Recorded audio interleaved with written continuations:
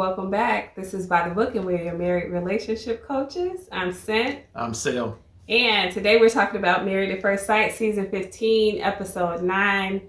Lindy and Miguel, as you guys can see. Okay. Yeah. This couple, they're interesting to me. The episode starts off with all the other couples kind of like doing some sort of bonding activity. Lindy and Miguel were not shown during this, so I don't know. I take it they had their own personal bonding activities going on. Since they've been the heavy consummators or whatever. Mm-hmm. Anyway, the first thing we see in terms of Lindy and Miguel is Miguel sitting down with his friends, one of his friends who was at the housewarming party, and that friend sharing his concerns about Lindy's behavior during the housewarming party. So that the party was great, but then they had this one little like wet blanket situation where Lindy was talking about the last name and healthcare insurance debacle. Yeah. So essentially he was saying he didn't like what he saw. He was concerned about like her behavior and asked if she was over the Dr. Jekyll, Mr. Hyde thing, to which Miguel didn't have a good response. He couldn't confirm or deny whether she was done with that. Which spoke a lot to me, because I think that it's a big deal for him if someone responds in that way, even though his response to her when she kind of went in on him when they were talking about that was very level-headed. Yes, and it was effective. It was effective, but I think in the back of his mind, he's like, I'm not going to do that too much more often. Yes. Like, she's going to have to get herself together. Yes. So he doesn't really have a defense, I guess, for her. Mm-hmm.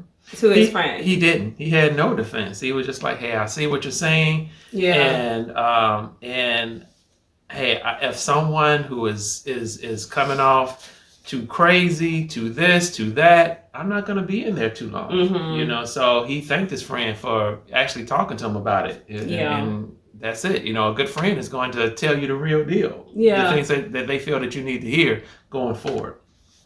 So just like the rest of the couples, they got the assignment from the experts to talk about love, and which they did. So they sat down like normal, had some little lighthearted banter about the cat and how he's scared of it and is scared of him. Yes. But when they get into the love conversation, she asks him, what does it take for you to get to love? Yeah. And he responds with time, which is pretty consistent with how he usually responds to things. Yes. Like, things just happen naturally, organically, they take time. Yes. I think that she was pretty much on board with that. She said something about 8 months, which was weird for me to hear from her, because I thought that she was going to be like, well, you just choose to be in love and then here you are. Yes. Because that seems like where she was before. But maybe she's coming around to his point of view. I don't know. Mm-hmm. Did you have thoughts on that? No, I didn't really have too much on that.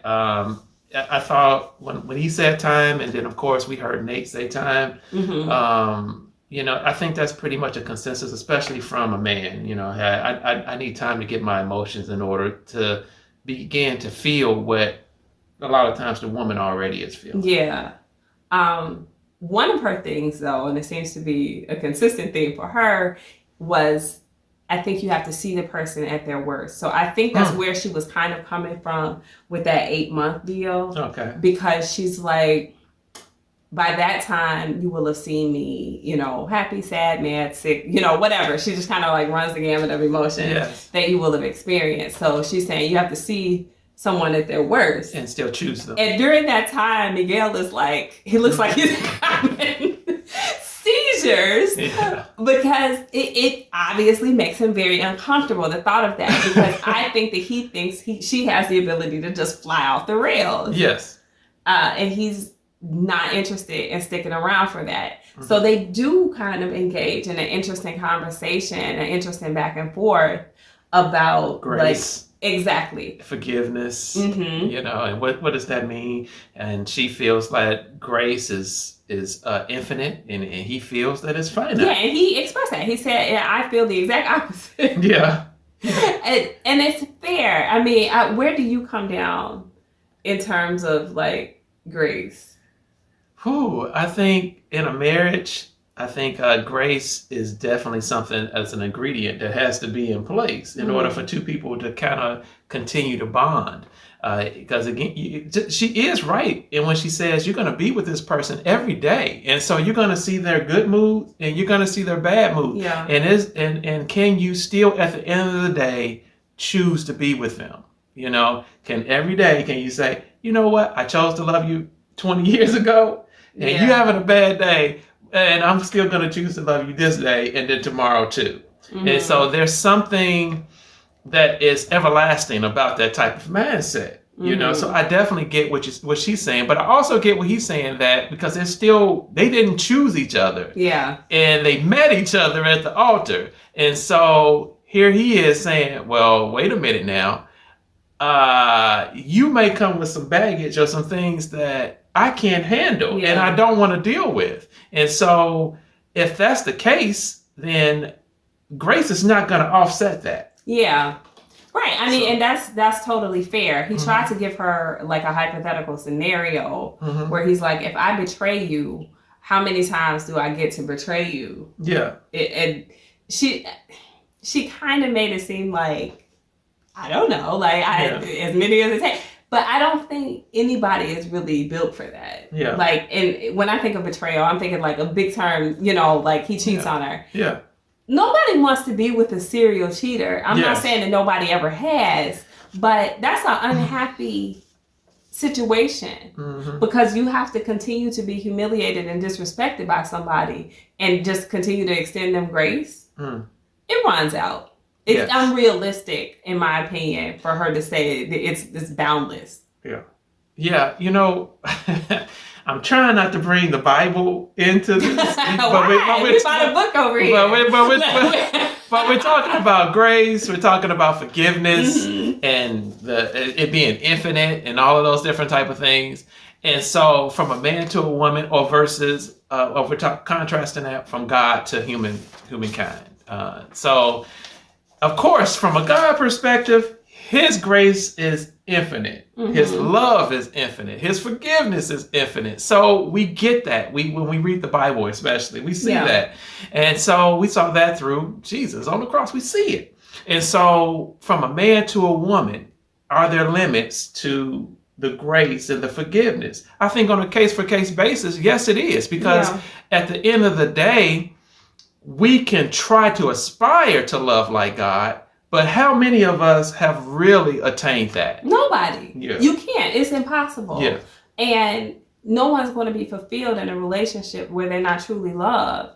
And if you continue to violate someone's trust, you know, hurting them, betraying them, whatever it is, and they're telling you, they're expressing to you, like, I don't want this, I don't like this, like he did in a very respectful way. Yes. But you're going to continue to put it to a test. It's not fair. It's not respectful. You don't really actually love that person. Yes. So how much grace should they extend you? Exactly.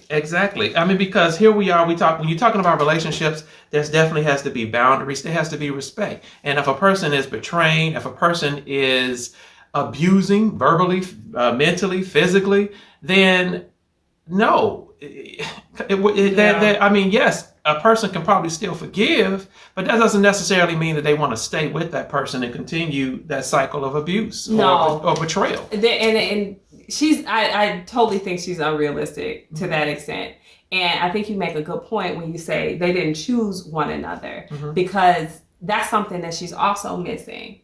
Because as he's trying to make this point about like how much grace, you know, it's not a bottomless pit. Yeah. At least, you know, that's his position. And she's like, well, we've already made the commitment. Yes and no. Yeah. Right? Yes. Like, to me, Married at First Sight is a temporary experiment. It's like matching people up and seriously. It's like a glorified dating show. Yeah. And at the end of the 8 weeks, then you decide if you want to take it seriously. Yeah. In my opinion, that's how it really goes. So you haven't really fully made the commitment. You made the commitment to try, but you haven't made the commitment like truly through thick and thin, like this is forever. Yes. And I think that's where he is. And I think that's not where she wants to be. Yeah. She wants to treat this as if it's a traditional marriage. And that's not where they are, because the love didn't come before the marriage. And the love might not come at all. Yeah. Yeah. Well, here's the thing. I believe she thinks, okay, she wants to let him see the worst parts of her. However, this man is not ready to see the worst parts of her. And I would say I'm gonna go ahead and jump into my point about that. Yeah. She's trying to use him like he's some sort of therapist or something. If she ain't nobody responsible for you not being able to control yourself. Yeah. When you have a conversation with somebody, you have to be mature enough to conduct yourself with a certain amount of decorum. Yeah. Like, you don't just go in cursing and swearing and whatever, and then throw your hands up and say, that's just how I am. That's me being a true me. No, well, I don't want any parts of it. Yes. Because you don't know how to handle yourself. And I'm going to jump ahead just a little bit, and I apologize. But when she's in front of the therapist, she even says, like, I think that he'll be able to reel me back in. Yeah. It's nobody's responsibility, that was not his responsibility to reel you back in, especially when he doesn't even know you that well. Yes. He doesn't know what your triggers are. So now you're just loose at the lips. You could say whatever you want to say, curse at him. What's the point of having boundaries? No, what's the point of having respect? What's the point? If that's the case, you can just cut up any kind of way that you want to and be your authentic self. I see it as like a test that she's trying to put out there. I think people with certain like underlying insecurities about being abandoned, they put out these tests for people to see, like, can I push this person away? Like, I'm going to push them. And then I know if they don't go away that they really love me. It's a dangerous game. Extremely. That you play, especially when it's somebody that doesn't know you that well, especially when he's telling you, this is not something that I really do. Yeah. She really might either want to seek individual counseling for herself and try to deal with those issues, or try to grow up a little bit and be like, this is not how I handle conflict. One or the other, because he ain't going to stay. She's going to keep on trying to push the envelope on that issue. Yeah. And he's to be like, I don't know what to expect. You're too volatile for me. And no. Yeah, but whatever happened to when people acknowledge their shortcomings and where they kind of falter at, and you say, you know what? I see this about myself. I don't like it. And I need to change this. Yeah, some personal accountability. Yes. Whatever happened to this whole accept me as I am and be and this is my authentic self, even though it's abrasive? Come on now. No, absolutely not. I don't encourage anyone to be with someone who could fly off at the drop of a dime. It just, absolutely not. It doesn't work that way. And she said, well, we might as well just go ahead and jump to the therapist session, because the other thing that she said was that she's holding back. Yeah, the you see the look on his face? He can't convulse anymore, right? Yeah. There can't be more. Yeah. Now it was funny to me that he said that he shut it down. Yeah. And I don't think that he shut it down. I mean, I think that he handled it well. Yes. But I don't think, when I think of it being shut down, I think of something that she will be reluctant to do again. And it seems like that's not the case. No, because that's what I said last week is I hope she's not more emboldened to continue to do it. Because he gave in because to what he she gave in, and wanted. it was kind of like a positive reinforcement. So if when I cut up, he's going to give me what I want, So I was hoping that wouldn't be the case, but it does seem like it is. I mean, I think if she tries it too many more times, though, it's just going to push him away. Yeah. Even if he gives in at the moment, I think decision day will end up being a no. Yeah. So. Yeah. That's where I am with it. Did you have anything else to add for? No. I think we pretty much covered it. It was pretty much cut and dry. With this couple this week. We started off like strong on her side, like in the beginning weeks. Yes. And I just see her as being like relationship and emotionally immature. Yeah. And actually, I find Miguel not to be so impalatable anymore. Funny how that flips around. I know. I like the guy. Yeah. But she's going to have to jump on board. You know, if she wants to stay married, she wants him to be committed. She's going to have to act like an adult in situations that make her uncomfortable. Exactly. Flying off the handle is not going to do it. And he's already told her the roadmap, like, this is not going to take you very far with me. Exactly. So, you know what, here, there are, like when we were talking about with Kristen and Mitch, compromise.